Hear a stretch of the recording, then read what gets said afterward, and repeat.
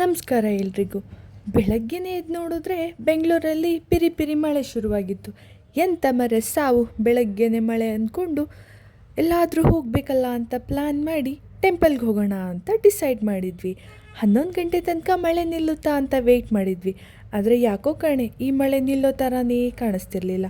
ಹಾಗಾಗಿ ನಾವು ಬಂದಿದ್ದು ಅಗರ ಶ್ರೀ ಜಗನ್ನಾಥ ಸ್ವಾಮಿ ಟೆಂಪಲ್ಗೆ. ಈ ಟೆಂಪಲ್ ಇರೋದು ನಮ್ಮ ಬೆಂಗಳೂರು ಅಗರದಲ್ಲಿ. ಇದು ಸಿಲ್ಕ್ ಬೋರ್ಡಿಂದ ಜಸ್ಟ್ 3 ಕಿಲೋಮೀಟರ್. ಸಿಲ್ಕ್ ಬೋರ್ಡಿಂದ ಬಸ್ ಫೆಸಿಲಿಟಿ ಕೂಡ ಅವೈಲೇಬಲ್ ಇದೆ. 500 ಬಸ್ ಹತ್ಕೊಂಡ್ರೆ ಅಗರದಲ್ಲಿ ಸ್ಟಾಪ್ ಕೂಡ ಕೊಡ್ತಾರೆ.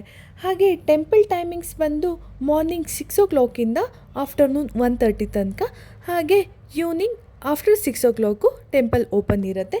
ಆ ಟೈಮಿಂಗ್ಸಲ್ಲಿ ನೀವು ಬರ್ಬೋದು ಇಲ್ಲಿಗೆ. ನಾವು ಈ ಟೆಂಪಲ್ಗೆ ಪ್ಲ್ಯಾನ್ ಮಾಡಿದ್ದು ವೀಕೆಂಡಲ್ಲಿ. ಇಲ್ಲಿಗೆ ಬರಬೇಕಾದ್ರೆ ಮೊದಲು ತುಂಬಾ ಕ್ರೌಡ್ ಇರುತ್ತೆ ಅಂದ್ಕೊಂಡು ಬಂದಿದ್ವಿ. ಆದರೆ ಕ್ರೌಡ್ಗಿಂತ ಜಾಸ್ತಿ ಮಳೆನೇ ಬರ್ತಿತ್ತು. ಹಾಗಾಗಿ ಅನಿಸುತ್ತೆ ಜಾಸ್ತಿ ಜನ ಏನಿರಲಿಲ್ಲ. ಸೊ ಪೀಸಾಗಿ ಪೂಜೆಯನ್ನು ಮುಗಿಸ್ಕೊಂಡ್ವಿ. ಪೂಜೆ ಎಲ್ಲ ಆದ ನಂತರ ಹಾಗೆ ಹೊರಗಡೆ ಬಂದ್ವಿ. ಹೊರಗಡೆ ಬಂದರೆ ಮಳೆ ನೀರಿಗೆ ಟೆಂಪಲ್ ಸುತ್ತಮುತ್ತ ಎಲ್ಲ ತುಂಬಾ ಜಾರ್ತಿತ್ತು. ನೀವು ಇಲ್ಲಿಗೆ ಮಳೆ ಟೈಮಲ್ಲಿ ಏನಾದರೂ ಬಂದರೆ ಕೇರ್ಫುಲ್ಲಾಗಿ ವಾಕ್ ಮಾಡಿ.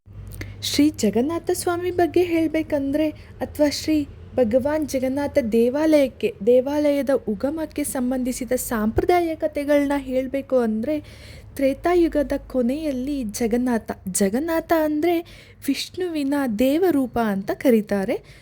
ಈ ವಿಷ್ಣುವಿನ ಮೂಲ ಚಿತ್ರವು ಆಲದ ಮರದ ಬಳಿ, ಹಾಗೆ ಕಡಲ್ ತೀರದ ಬಳಿ, ಹಾಗೆ ಇಂದ್ರನೀಲಮಣಿ ಅಥವಾ ನೀಲಿ ಹರಳಿನ ರೂಪದಲ್ಲಿ ವ್ಯಕ್ತವಾಗಿತ್ತು ಅಂತ ಹೇಳಿ ನಮ್ಮ ಪುರಾಣದಲ್ಲಿ ಹೇಳಲಾಗಿದೆ.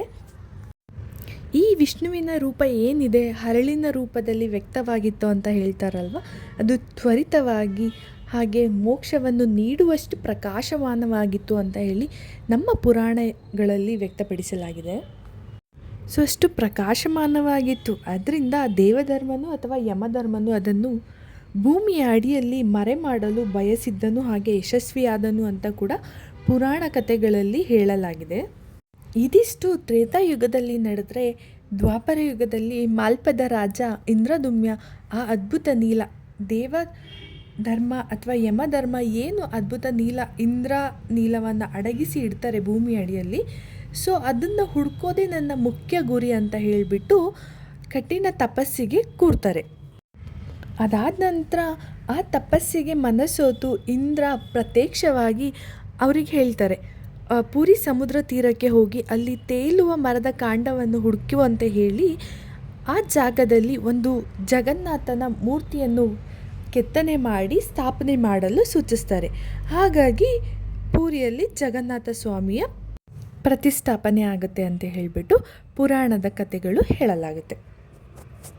ಇದಿಷ್ಟು ಶ್ರೀ ಜಗನ್ನಾಥ ಸ್ವಾಮಿಯ ಪುರಾಣ ಕಥೆಗಳು ಅಂತ ಹೇಳಬಹುದು, ಅವರ ಪ್ರತಿಷ್ಠಾಪನೆ ಹೇಗಾಯಿತು ಅಂತ ಹೇಳಿ.